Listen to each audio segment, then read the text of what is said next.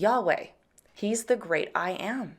He doesn't share his glory with anyone else. Satan, in this case, is not his opposite.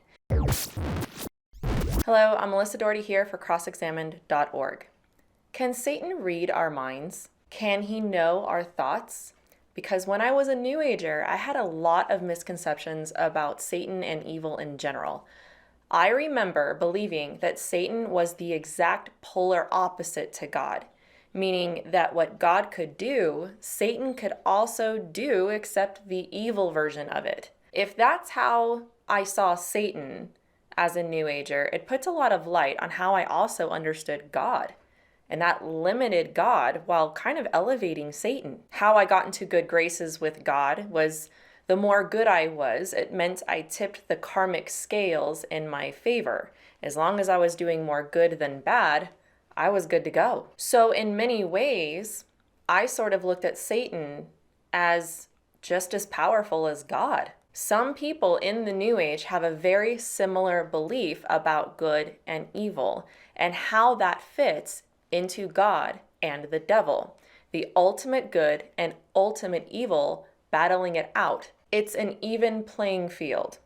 But this is simply not how the Bible explains Satan or God. You know that image on the internet of Jesus and Satan arm wrestling, like Satan somehow was an equal match to Jesus? I never liked that image much because it's not entirely an accurate depiction of their power.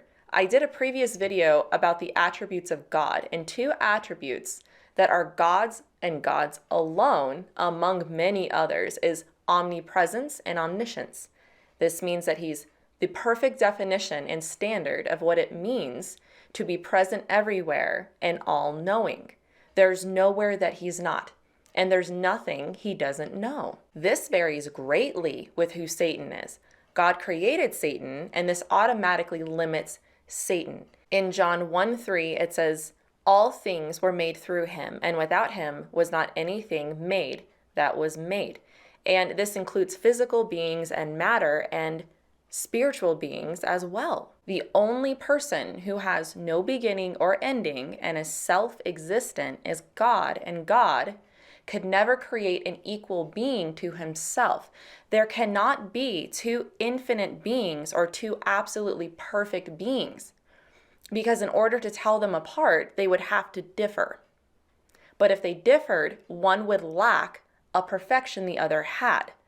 But if one lacked what the other had, it would not be an ultimate being. Therefore, there can only be one ultimate being, Yahweh.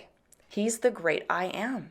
He doesn't share his glory with anyone else. Satan, in this case, is not his opposite. So only God and God alone can be everywhere and know all things.